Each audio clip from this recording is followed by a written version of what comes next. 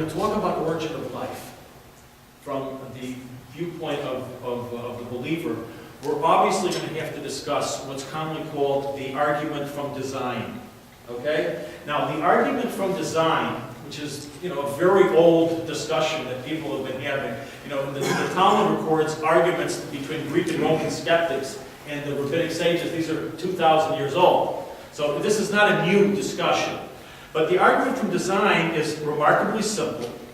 However, it has been misrepresented as far as I'm concerned, and sometimes that causes confusion, as I will point out. The argument, very, very simple. What's the argument? The argument is the existence of this suit. I'm wearing a suit. The existence of this suit itself is the evidence that there is a tailor who made the suit. I don't need any other evidence to prove that there's a tailor. All you have to do is look. Okay, I know I'm not on the cutting edge of fashion, but still, here's a suit, there's got to be a tailor.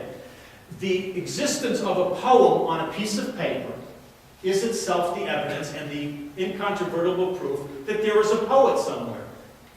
The charge of the light brigade on a piece of paper means there is a poet. I don't need to know what he looked like. I don't need to know his name. I don't need to know what language he spoke. He obviously spoke English. That the thing itself is the proof. In other words, and this is the principle behind it, there are certain levels of design, sophistication, and functional complexity. Functional complexity means complexity that does something. Not just a pattern that sits there on the wall. Functional complexity, like a machine that actually accomplishes something. And specified information. Information means that we've got names written on the wall there with their dates, with dates of death, etc. Or you go into a bathroom and it says, for a good time, call Mary. It doesn't matter. That is a piece of specified information. Okay? There are certain levels of all these things beyond which or above which the human mind simply refuses to accept could have come about through any type of unguided process. Okay? What that level is, in other words, what's the baseline, is really an interesting discussion, but it's not what we're going to talk about tonight.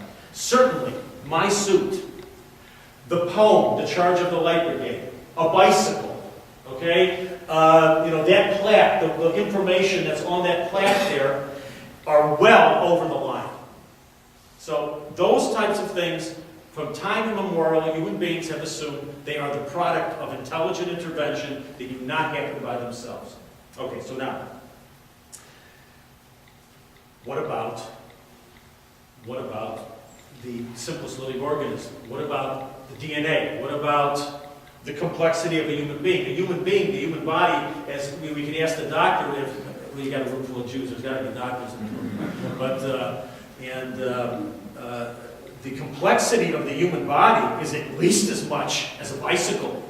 And of course, it's many orders more. So, the prima facie assumption is that it must have been the product of a designer, right? So now, I want to point something out to you.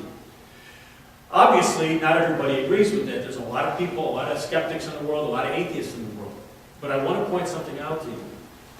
There is nobody, and I mean nobody, not the most diehard atheist in the world, whether it's, some of you might have heard of guys like Richard Dawkins, Christopher Hitchens, Sam Harris, Bertrand Russell, a very famous atheistic philosopher. None of them, there is nobody who disagrees with the argument from design. And now we're getting into where sometimes there's confusion about this. I'm going to say that again. There is nobody, not the biggest atheist in the world, who disagrees with the argument from design. There is nobody who has any type of reasonable grasp on reality that would not admit that the existence of my suit is the evidence for the tailor who made the suit. You can't possibly deny such a thing. So the question is, then where do we disagree? Why does somebody deny the reality of the creator? Why does someone like Richard Dawkins, who is a highly accomplished biologist, write book after book denying a creator? The disagreement is not about the argument from design. Okay? The disagreement is, and this may sound like a subtle distinction, but it is a crucial distinction. The disagreement is not about the truth of the argument from design. It's undeniably true. The skeptic says, no, the argument from design applies to my suit. It does not apply to the world of living systems. You can make that argument for this. You can make the argument for the words printed on the paper. You can't make the argument, it doesn't apply to the earthworm. It doesn't apply to a human being. It doesn't apply to a dolphin. Okay? In other words, the skeptic will say, the sonar of a submarine, obviously designed by an intelligent creator. The sonar of a bat, with which it can catch flies in pitch black darkness, a mile beneath the surface of the earth. No, that you can't apply the argument from design. The navigational system of an airplane, absolutely designed by an intelligent designer.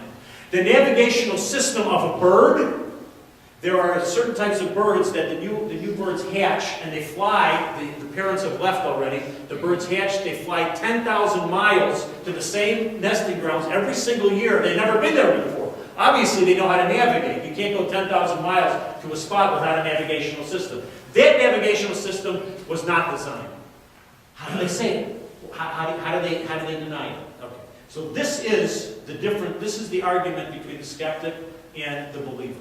The believer says the argument from design applies to living things. The skeptic says, no, it does not apply to living things. Why? Why doesn't it apply to living things? There are two basic reasons why the atheist or the skeptic says it doesn't apply. Number one, there's a philosophical reason. I'm not sure, for those of you who have heard of, there was a very well-known philosopher, Scottish philosopher, named David Hume. So there are skeptics who claim that his philosophy is enough to show that the argument from design does not apply to living things. Okay? And the second and the most important, of course, is Darwinian evolution. In other words, Darwinian evolution is a process that explains how we got these incredibly complex systems in the living world, even though they weren't designed. So now, I want to very quickly move past these objections. Remember, these are the two reasons why the skeptic denies the argument from design applying to the living world.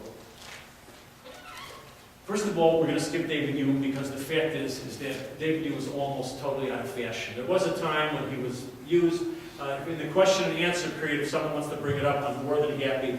There is no scientist anymore who takes David Hume seriously. There's a few philosophers who are in their ivory towers on the university campuses. The scientists who actually see what's going on in the simplest living cell don't take David Hume seriously.